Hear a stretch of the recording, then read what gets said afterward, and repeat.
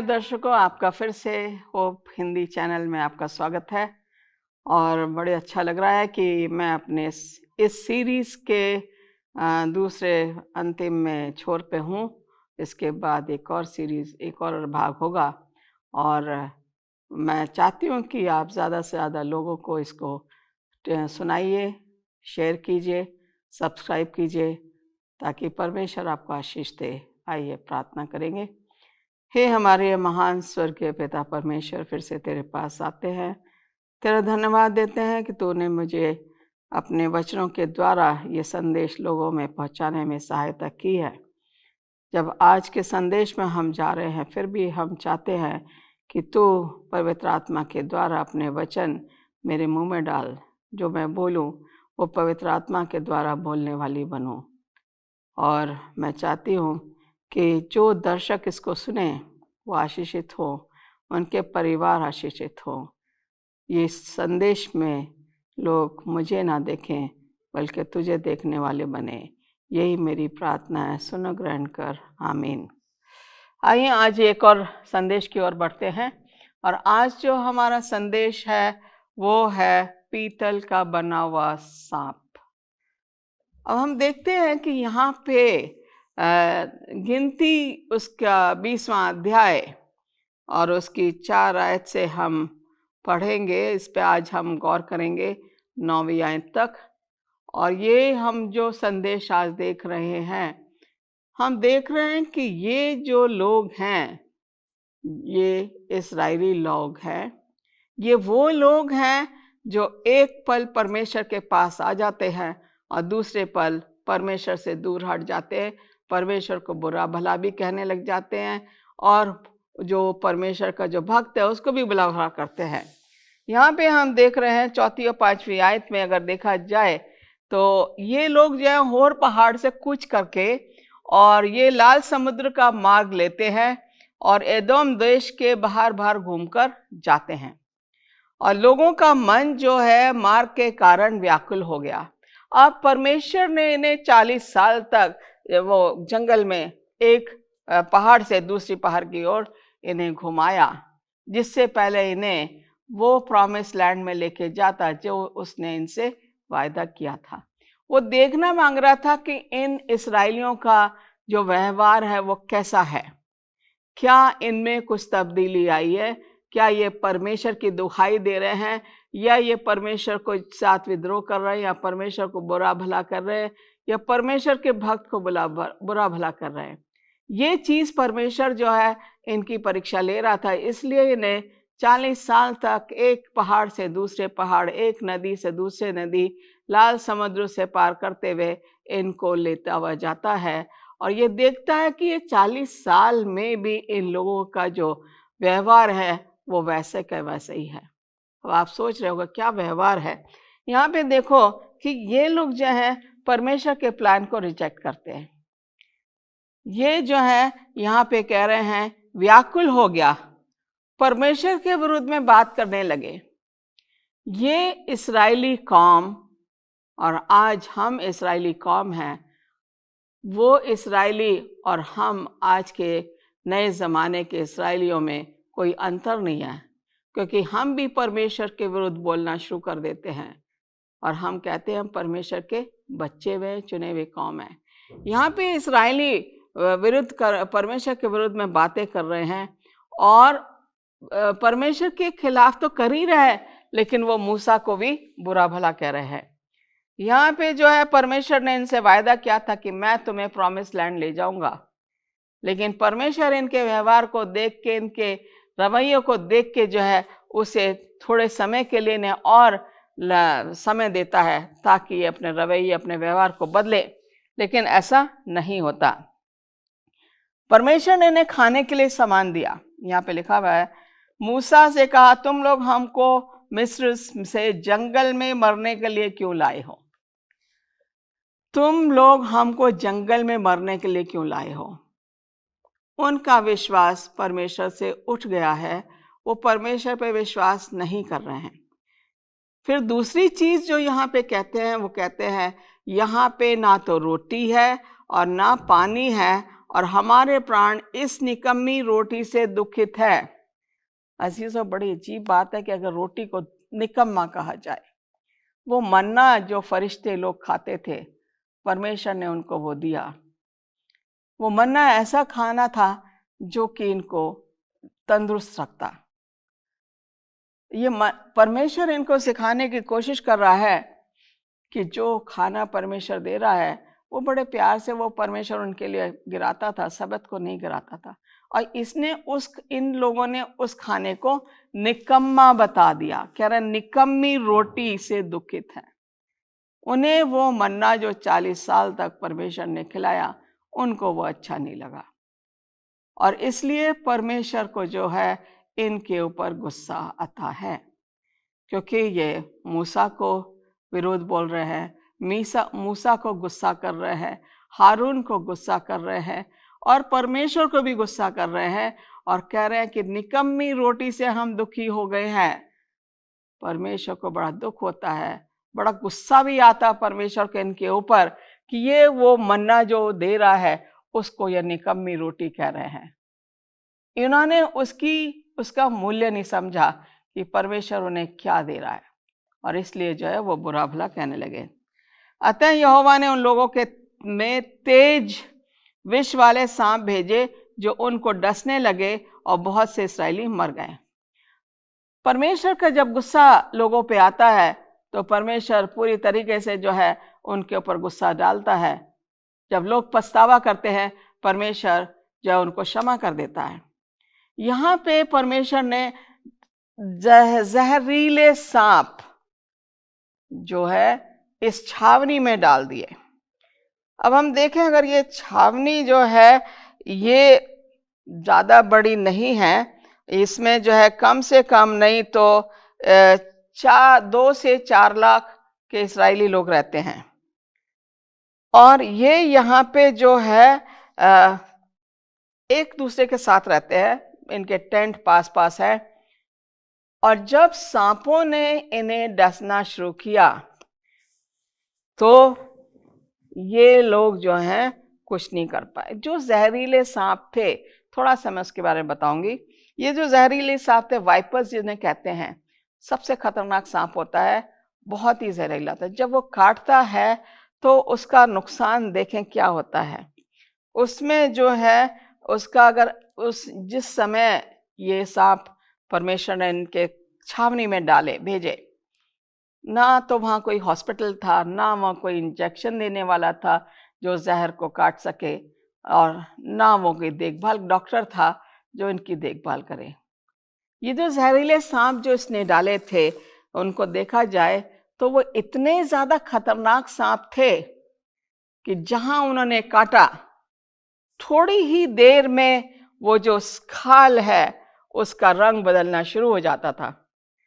कभी तो वो लाल हो जाएगा, कभी वो नीला पड़ जाएगा, कभी वो काला हो जाएगा, और इस तरीके से जो वो एरिया जो है वो सूजना शुरू कर देता था जहाँ पे सांप काटते थे। किसी भी, चाहे पैर में काटे, चाहे हाथ में काटे, या बच्चा चल रहा उसके पैर में काट दिया, बच्चा बैठा है उसके हाथ में काट दिया, जहाँ भी काटा वहीं पे वो सूज जाता था। दूसरी चीज देखें कि ये जो सांप का काटा हुआ था, इसको उल्टी आनी शुरू हो जाती थी, चक्कर आने शुरू हो जाते थे, और इसका गला सूख जाता था, और इस तरीके से उल्टियां भी आती थी, और पेट में बड़ी दूरी से क्रैम्प्स जैसे पड़ते हैं, मरोड़ जैसे पड़ती है, उस तरीके का दर्द होता है। आप समझ सकते हैं कितने जहरीले ये सांप हैं जो कि छावनी में परमेश्वर ने भेजे। हम देखते हैं कि दूसरी चीज जो है, जब सांप किसी को काटता है तो उसका मुंह सूखने लगता है और उसको प्यास बड़ी जोर से लगती है। अगली चीज जो है, उसका लिवर और किडनी दोनों खराब हो जाते हैं, और उनका जो है पेट भी गड़बड़ शुरू कर देता है। हम यहाँ देख रहे हैं कि किस तरीके से ये सांप जो है, कितना खतरनाक सांप थे जो परमेश्वर ने ये छावनी में भेजे। एक और चीज है, ये सांप का काटा हुआ आंख से, नाक से और कान से खून बहना शुरू हो जाएगा। जैसे ही सांप ने काटा, नाक से खून बहना, कान से खून बहना, आंख से खून बहना शुरू हो जाता था। अब आप इमेजिन कर सकते हो कि वो जो रोगी है वो किस तरीके से अपने आप को बचाव करे। एक और चीज है, जो सांप का काटा हुआ है वो हमारे बॉडी में जो ब्लड सेल्स है उनको पूरा डिस्ट्रॉय कर देता था और बॉडी में पानी पानी जैसे हो जाता है, और उसके साथ साथ उनकी मृत्यु हो जाती थी। जब हम यहाँ देखें कि ये सांप को जो काटा हुआ जो दिया परमेश्वर ने और बोला कि मन में पछतावा आया, हम ये देखते हैं कि जब तक हमारे ऊपर परेशानी नहीं आती, हमारे मन में पछतावा नहीं आता। हम सोचने पे भी मजबूर नहीं होते कि हम क्या कर रहे हैं। परमेश्वर के खिलाफ अगर हम बोल रहे हैं, परमेश्वर कैसे हमें सहन करेगा। परमेश्वर ने इनको बहुत सहन किया और इसलिए जो है इनके ऊपर उसने इनको रियलाइज करने के लिए, इनको पछतावा कराने के लिए उसने ये सांप यहाँ छावनी में भेजे। और ये लोग जब देखते हैं कि इतने लोग मरे जा रहे हैं, हजारों में लोग मरने लगे, तब इन्हें पता लगा कि हमने परमेश्वर के विरुद्ध हमने क्या करा है, बुरा भला कहा है। परमेश्वर की रोटी को हमने निकम्मा बता दिया, मूसा को हमने जो है वो बुरा भला कहा है। ये सब चीजें जो है इनके मन में जो है बहुत देर से आती हैं। हम देख रहे हैं कि ये जो है लोग जिद्दी तरह के लोग थे, बुरा भला कहने वाले लोग थे, और इनके मन में जो है बहुत देर से इन्होंने रियलाइज किया कि इन्होंने क्या करा है। इन्हें एकदम से इन्होंने सोचा, रियलाइज किया, सोचने पे मजबूर हुए कि हमने गलती की है। हमने क्या गलती की है? परमेश्वर के विरुद्ध में बोल के हमने गलती की है, मूसा के विरोध में गलती की है। हमने हर चीज के लिए हमने कंप्लेन किया, यहाँ पे पानी नहीं है, खाना नहीं है, रोटी निकम्मी है, और हमें जो चीज चाहिए वो हमें नहीं मिल रही है। हमें परमेश्वर एक जंगल से दूसरे जंगल ले जाता है, लाल समुद्र के पार से फिर हम चले आते हैं, फिर हम लाल समुद्र के आसपास आ जाते हैं। परमेश्वर हमें प्रॉमिस लैंड ले जाना मगर लेके नहीं जा रहा है, और कुड़कुड़ाने वाला जो नेचर है इनका वो चेंज नहीं हो पाता है।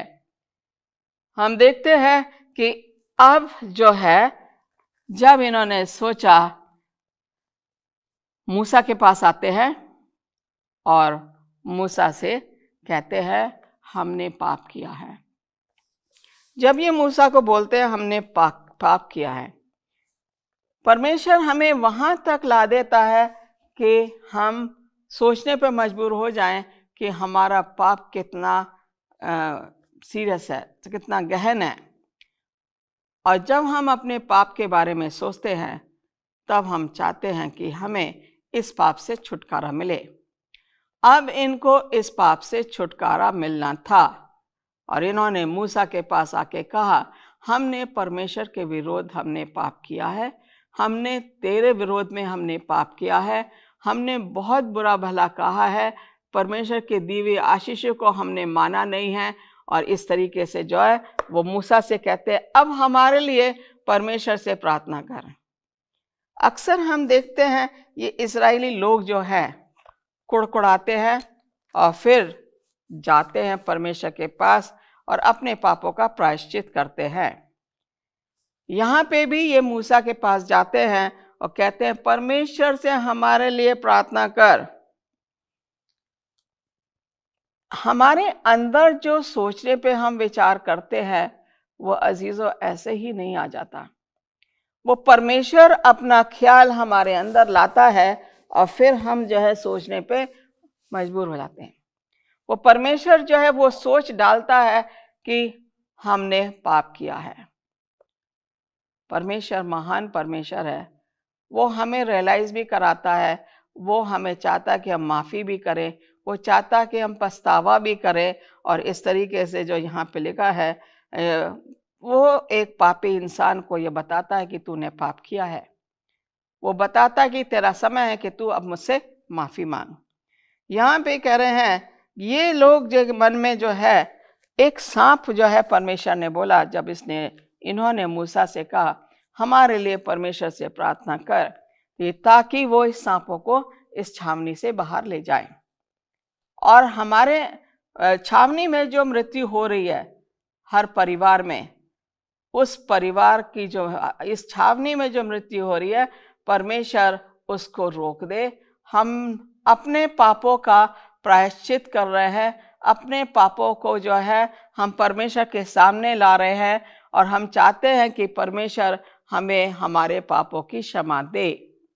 ये ख्याल परमेश्वर ही हमारे मन में लाता है, तब हम परमेश्वर के पास जाके अपने पापों का क्षमा मांगते हैं। यहाँ पे इनके साथ भी यही हुआ। इन्होंने कहा हमारे लिए प्रार्थना कर ताकि परमेश्वर हमें क्षमा करे। और यहाँ से ये जो बीमारी हमारे बीच में आई है, हमारे परिवार के सदस्य, हमारे बच्चे, हमारे बड़े बूढ़े जो मर रहे हैं, उनको जो है परमेश्वर यहीं पे रोक दे। और परमेश्वर ने उनको बोला ठीक है, तुम ऐसा चाहते हो। तो उसने कहा, यहाँ पे 8वीं आयत में लिखा है, नहीं हम जाएंगे इसकी 6ठी आयत में। तब लोग मूसा के पास आके कहने लगे हमने पाप किया है, और क्योंकि हमने यहोवा के तेरे विरुद्ध बातें की है, यहोवा से प्रार्थना कर कि सांपों को हमसे दूर कर दे। वो खुद नहीं दूर कर पा रहे थे, वो जैसी वो सांप देखते थे वो भागते थे कि सांप उनसे तेज भाग के उनको काट लेता था। वो कहते परमेश्वर को सांपों को दूर कर दे। तब मूसा ने उनके लिए प्रार्थना की। हम देखते हैं जब जब इस्राएली कुड़कुड़ाते हैं और जब परमेश्वर के पास आके माफी मांगते हैं, तो मूसा उनके लिए प्रार्थना करता है। क्योंकि मूसा परमेश्वर का दास था, इसलिए मूसा जो है उनके लिए प्रार्थना करता है।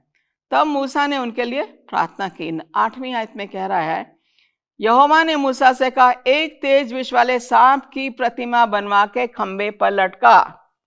ओके, एक खंबा ले ले और उसके पीतल का होना चाहिए ये सांप, प्रतिमा बनवा के खंबे पर लटका। तब जो सांप से डसा हुआ है उसको देख ले, जीवित बच जाएगा। यहाँ पे परमेश्वर ने बताया कि ये सांप जो है वो है पाप। जो सांप है, जब आगे अदन में आया था तो सांप के भेष में उसने हवा को धोखा दिया, लेकिन परमेश्वर ने उसी के द्वारा जो है, सांप के द्वारा उसने बोला कि जो इस खंबे पे लटके देखेगा।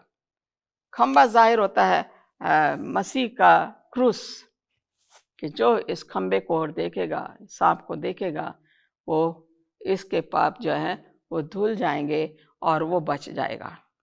वो कहता है मूसा ने पीतल का एक सांप बनवा के खंबे पर लटकाया। तब सांप के डसे हुओं में से जिसने उस पीतल के सांप की ओर देखा वो बच गया। जिसने, इसका मतलब यह था कि जैसे ही सांप ने काटा और उन्होंने अगर उस पीतल के सांप की ओर देख लिया तो बच गए।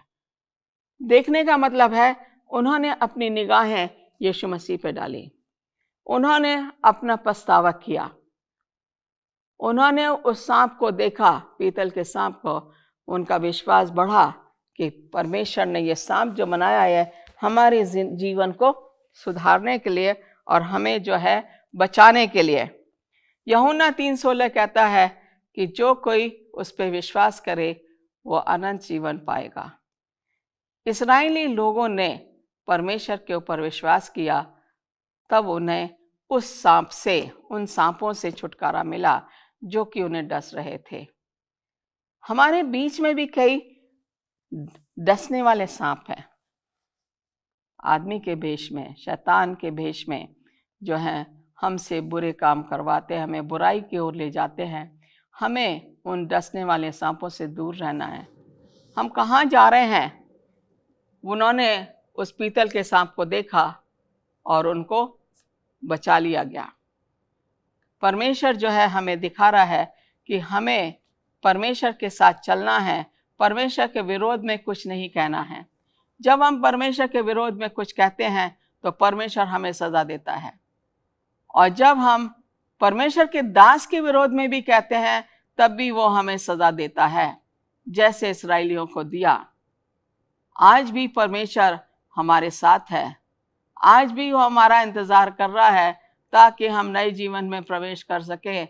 आज वो चाहता है कि हम अपना कुड़कुड़ाने का जो हमारा व्यवहार है उसको दूर करें। आज भी वो चाहता है, जीवन की रोटी वो हमें देना मांगता है। क्या हम उस जीवन की रोटी को लिए इंतजार में हैं जो कि मसीह हमारे लिए रखा है? वो अनंत जीवन के लिए वेट कर रहा है कि कब उसके साथ हम बने रहें, ताकि हम मसीह के जैसे बने। मसीह के जैसा प्यार हमें एक दूसरे के लिए होना बहुत जरूरी है।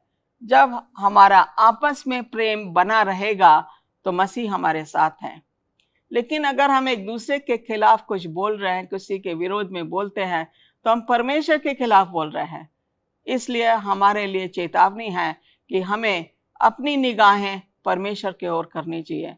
वो क्रूस को हमें लेना है जिस क्रूस को परमेश्वर यीशु मसीह ने अपनी जान दे के, अपना लहू बहा के हमारे पापों को क्षमा किया। अगर यीशु मसीह क्रूस पे नहीं जाता, आपको और मेरे पाप वहीं के वहीं रोते। लेकिन यीशु मसीह ने वो प्यार जो उसका था हमारे लिए, उसने जताया कि मैंने अपनी जान से लेके देके क्रूस पे तुम्हें खरीद लिया है। तुम्हारे लिए नया जीवन इंतजार कर रहा है। तुम्हें सिर्फ मुझे देखना है और मेरे नक्शे कदम पे चलना है। तुम्हें अपना क्रूस उठाना है, और जब हम अपना क्रूस उठाते हैं तो हम मसीह के पीछे पीछे जा सकते हैं। अगर हम अपना क्रूस नहीं उठा रहे तो मसीह के पीछे हम नहीं जाएंगे। आइए, नया जीवन आपका इंतजार कर रहा है। मसीह इंतजार में है कि कब आप उसके पास आओ और उसके लिए सेवा करो और आपस में प्यार से रहो। यही मसीह चाहता है। हमारी निगाहें उस मुकुट पे होना चाहिए जो मसीह हमें देना मांगता है। हमारी निगाहें मसीह की ओर होना चाहिए। मसीह में हमारा नया जीवन है। क्या आज आप वो नया जीवन लेना मांगते हैं? तो आइए, परमेश्वर के वचन को ना भूलें, परमेश्वर से प्रार्थना करना ना भूलें, तभी हमें नया जीवन मिल सकता है। परमेश्वर आपको आशीष दे। God bless you. आमेन।